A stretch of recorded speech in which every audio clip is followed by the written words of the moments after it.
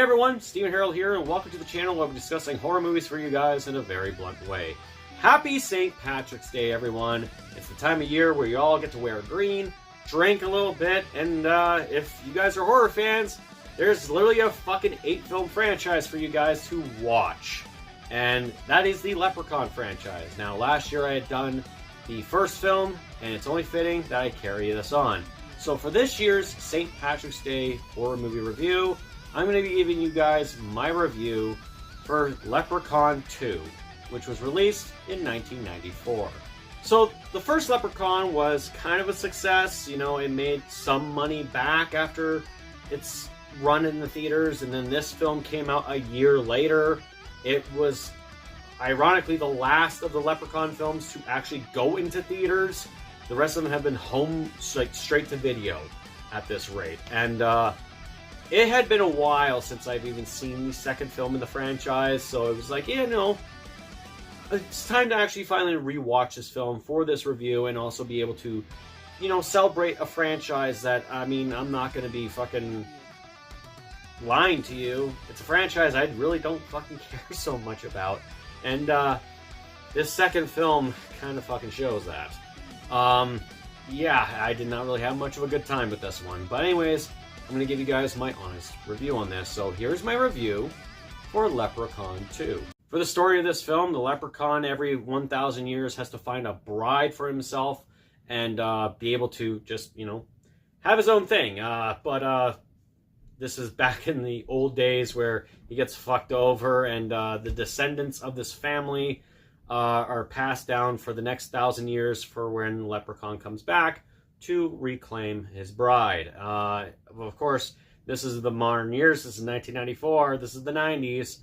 And, you know, shit kind of goes haywire for a boyfriend and girlfriend, where the girlfriend happens to be a descendant of the person that the Leprechaun was originally going to marry 1,000 years prior, and now he has to stop the Leprechaun. This story, it's like, the thing about the Leprechaun franchise is they keep adding so much lore to the Leprechaun that it's never really consistent half the time. And this is the first time we get to hear that he has to find a bride, and he has certain weaknesses now. It was never really established how he managed to survive or come back from the dead after the first fucking film's ending. So this story is just kind of way fucking out there, and it just kind of falls flat. Our main protagonist in this film is Bridget, who is a descendant of this family that ended up coming from Ireland all the way to the United States through the Titanic, which is seen in the fucking opening credits, right? Yeah, something about her is just, I didn't ever notice what it was before when I watched this film years ago. And now I kind of fucking know what it is. The actress sucks. I mean, there's no two ways about it. She is not the greatest in this fucking film at all. I mean, sure, she can fucking scream, but it's not Scream Queen status at all. And her performance is very fucking weak in this film. I mean, I'm not going to give too much credit to, or dishonorable credits to the actress herself. This was probably something that she saw as a paycheck and, you know, jumpstart her acting career. I don't know, but whatever the fuck she was doing for this film, she wasn't the best choice at all. Then you have Cody, who is the boyfriend. He kind of gives it his all in this movie, but, you know, there are certain line deliveries that are just fucking brutal. And I could say it's the script. I mean, he does his best. Just like Morty. It's kind of fucking weird, because I think someone has said this before when it came to reviewing Leprechaun 2. It's kind of weird how this guy acts like Rick, but is named Morty. I don't know what it is. But basically, he's a hustler. You know, he likes to make bad deals with people. He's also an alcoholic, whatever. He's, I guess, the comedic relief in this fucking film. Even though we have the antagonist, who's the comedic relief. But, you know, when it comes to the three main characters of this film, Bridget's the worst. And then maybe Cody's second worst. And then Morty's the funnier one, but I mean, it's kind of tough because all three characters are not very fucking memorable. Then, of course, we have our antagonist, the Leprechaun, played by Warwick Davis, returning for this role. Now, of course, as we all know, Warwick Davis embodied this character of the Leprechaun, and he had so much fun with it. I mean, he did 6 fucking Leprechaun films. He basically can put his name on a stamp where he can say, I played a character consistently, like how Robert Englund had Freddy Krueger. Brad Dourif has Chucky. I mean, Kane Hodder can say he's Jason Voorhees because he's played him 4 fucking times. James Jude Courtney, the same with Michael Myers. But nonetheless, Warwick Davis really has fun with this role. The Leprechaun's look looks a little bit different from the first film. A little bit more of an improvement, actually. I mean, there's more green on him, right? His quirky humor and the rhymes, it's going to be the staple for this character going forward. It's not bad, but I mean, like, what do you expect? It's a fucking horror franchise or a horror film that is very fucking aware of what it is, and it's a killer leprechaun. There's no way of taking that seriously. I'm sorry. For the gore and the kills of this film, they are fucking suck. I mean, we don't really get to see this other love interest for Bridget die. I mean, he gets, he sees a hallucination of her in the garage and she like flashes her tits, but you can tell it's not even the same fucking actress because she's literally undoing her shirt and you can see the boob size. And then the next shot we see of this woman's chest, it's like, yeah, no, they got bigger.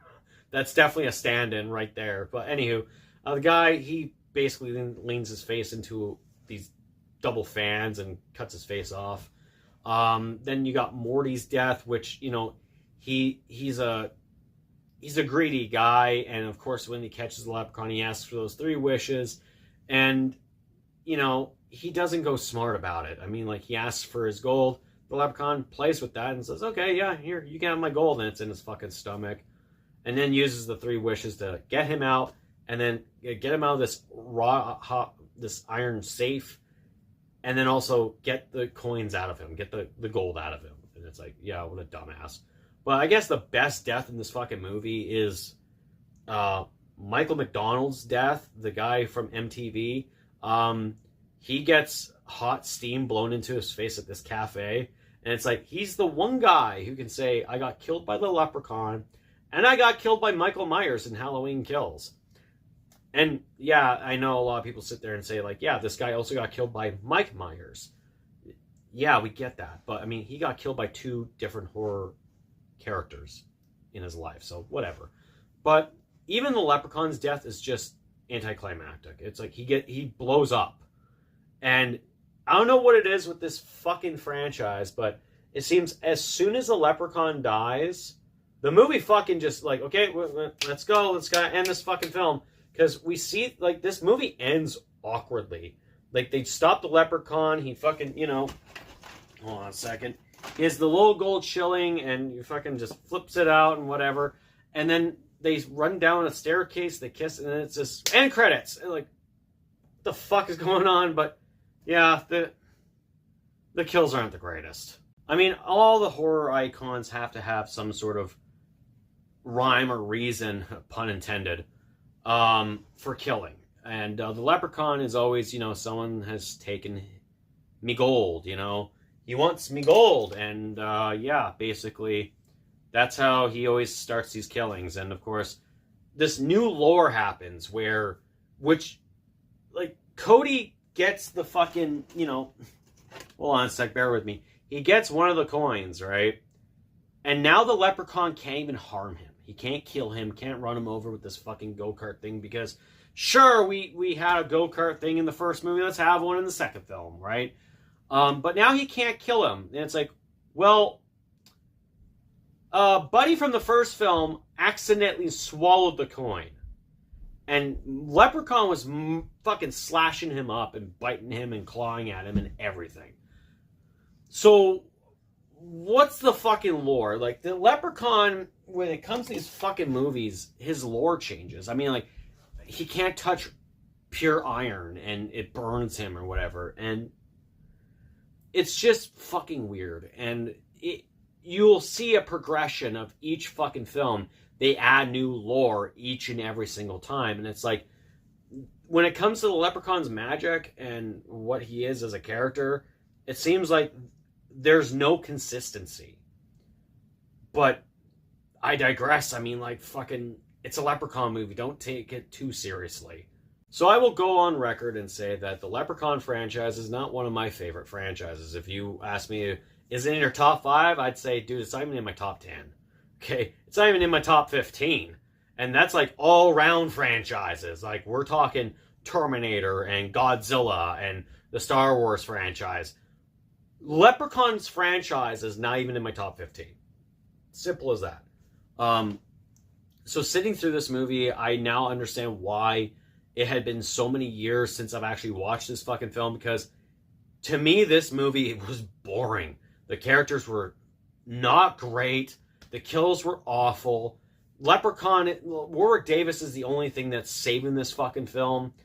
And yeah, it's just one of those movies that's just like, you have to shut your brain off for a second. But if you shut your brain off too fucking long, it restarts back up because logic and inconsistencies flood your fucking mind, and it's like, it now needs you to fucking wake up and start thinking. But and thinking in a not good way. But other than that, yeah, this movie, it's not one of my favorites. And the shocking thing was, this was the second film out of 8. So, does it go downhill from here? We'll have to find out later on down the years. As for this movie, for my rating, I'm going to give Leprechaun 2 a 2.5 out of 10. So tell me, guys, did you watch Leprechaun 2 and did you like it, or do you think it's a dumpster fire like I do? Let me know in the comments down below. If you like this video, make sure you hit the thumbs up and subscribe for more content. And don't forget to hit that bell notification so you get notified about all the other videos coming out on this channel. And like I said, every year for the next 8 years, I'm going to be reviewing a Leprechaun film every single year on St. Patrick's Day. So there you go. Anyways, guys, that's it for me. This is Stephen Harold. I hope you guys enjoyed the video. And be sure to remember to stay spooky. And, you know, if you see a fucking leprechaun, just don't take his gold. Just don't. It saves you the kill and the rhymes.